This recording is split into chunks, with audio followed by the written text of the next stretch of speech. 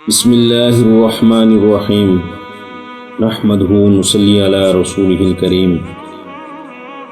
شروع کرتا ہوں اللہ تعالیٰ کے بابرکت نام سے جو تمام جہانوں کا رب ہے، اور لاکھوں کروڑوں درود و سلام ہوں حضور پاک صلی اللہ علیہ وسلم پر اور ان کی آل پر اور ان کے صحابہ پر۔ معزز سامعین، ٹیلی تعلیم چینل کو دیکھنے والوں، السلام علیکم ورحمۃ اللہ وبرکاتہ۔ آج کل ہمارے معاشرے میں دیکھا جاتا ہے کہ والدین بہت زیادہ پریشان ہیں اپنی بیٹیوں کے رشتوں کے معاملے میں اور بیٹوں کے رشتوں کے معاملے میں، کہ ان کی بیٹوں اور بیٹیوں کے لیے اچھا اور مناسب رشتہ نہیں ملتا، اور وہ اس پریشانی میں، اس ٹینشن میں رہتے ہیں کہ ان کو کہیں سے اچھا رشتہ مل جائے جس سے ان کو دلی سکون ہو، دلی اطمینان ہو، دلی تسکین ہو کہ ان کو اچھا اور مناسب رشتہ ملا ہے۔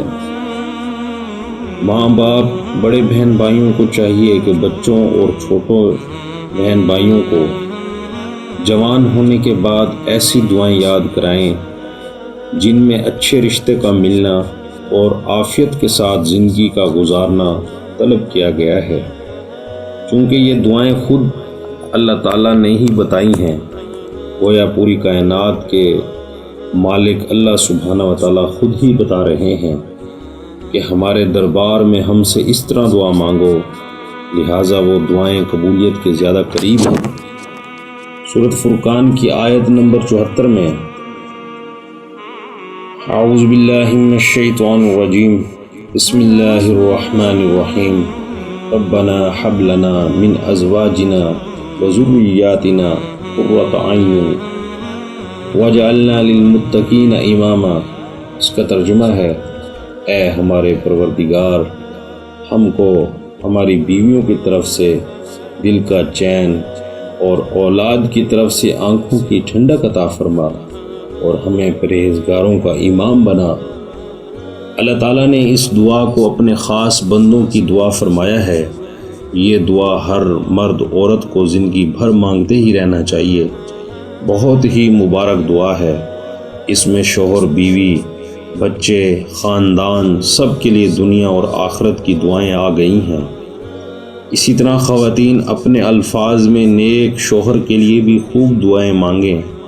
مثلاً وہ یہ کہیں، اے اللہ، مجھے ایسا نیک شوہر عطا فرما جو خود بھی پورے دین پر چلنے والا ہو اور میرے لیے بھی دین پر چلنے میں معاون اور مددگار ہو، نرم دل ہو، نیک بیوی کی قدر کرنے والا ہو، اس کے مقدر میں نیک اولاد ہو، دین کو دنیا میں پھیلانے اور اللہ کی راہ میں دعوت و تبلیغ اور جہاد کا شوق رکھنے والا ہو، اس کے دل میں آپ کی محبت گھر کر چکی ہو، ایمان اس کے دل کی تہ میں بیٹھ چکا ہو، رسول پاک صلی اللہ علیہ وسلم اور ان کے صحابہ کرام رضی اللہ تعالیٰ عنہم اجمعین کی محبت اس کے دل میں سب سے زیادہ ہو، دنیا کی بے رغبتی ہو اور آخرت کی محبت اس کے دل میں ہو، اور اے اللہ، مجھے اس نیک شوہر کے لیے آنکھوں کی ٹھنڈک، ذریعہ تسکین اور سرمایہ راحت بنا،